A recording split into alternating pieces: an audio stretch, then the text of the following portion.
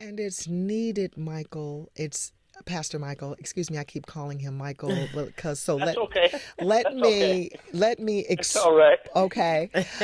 So Michael and Pastor Michael and I have known each other since high school. Hmm. He too is from Chicago, and when I heard Hmm. about his story and this book, I literally crumbled to the floor because Michael, what are you, 6'4.5"? Yeah, 6'4", 205. Wow. And good looking and can Well, thank you. dance and is the life of the party and is the epitome of a gentleman and this had no place in his life, Right. yet here it was. And it is, I can imagine it just being the greatest challenge that you have ever endured and the greatest test of your faith that you have ever had to endure in this situation, because surely if you would have hit old girl, excuse me, that I'm sure your Louisville slugger could have crushed her with one open hand slap. And so, Yeah. but you didn't. The amount of restraint that you exhibited, the and I just thank God for the revelation of Job 2 on that day, that helped to undergird you and give you strength to help you not to return and not to go back. And I can Well, imagine. Go ahead. I'm sorry.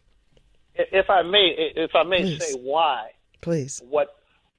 there were times when my fist was balled up. Hmm. Being human, there were times where I wanted to hit back. But when I was probably 5 years old, we were at the dinner table, me and my three brothers and my sister, my mother, my father's brother, and his girlfriend. And he asked her to pass him the ketchup, and the top on the ketchup slipped, and it spilt on his tie. He smacked her in the mouth at the dinner table Oh wow. and drew blood. We were sitting there in shock. My mother took her to the bathroom, cleaned her up. My father put him out of the house. Mm. And then he sat all of us down, me and my three brothers and my sister. And I remember him looking me in the eye, each of us, and he called us by name. Winfred, don't you ever hit a woman. Ray, don't you ever hit a woman. And I remember him looking at me and said, Michael, don't you ever hit a woman. He told my sister, don't you ever let a man hit you. Mm-hmm. Mm-hmm. And he said to me, don't you ever hit a woman. You block, you duck, but don't ever hit a woman. Mm-hmm. Whenever I was tempted to, between his voice and the restraining power of the Holy Spirit, praise the Lord, I That's never it. did. Mm. Yeah. That's and the what rises up immediately in me hearing this story is that you just want to open up a can of Southside Chicago whoop 'em. You know what I'm saying? Just like, oh, you want some?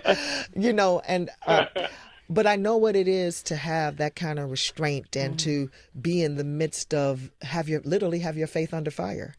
And because that's what it is. That's And right. look at how you've walked through. But I can imagine that your position on domestic violence has helped both men and women, especially in the church, to stop suffering in violence, in Yeah. silence. Most of the work I do is with women. I've counseled a few men, but I became an executive board member of a now defunct organization called the Family Justice Center Mm-hmm. for 5 years. It was actually one of President Bush's initiatives. Mm-hmm. And there were 15 family justice centers created across the United States. And basically what they were one-stop shops for victims of domestic violence. Okay. It's one of the best collaboratives I've ever seen in the area of domestic violence. We actually had 35 agencies under one roof. Mm. So a woman could come there and get everything she needed. She could even file injunctions there, get legal help, financial Wow. help, counseling, housing, the whole 9 yards. And within those 5 years, we had 12,000 Oh my gosh. people come through our door, Yeah. and probably out of those 12,000, maybe 50 were men. Mm.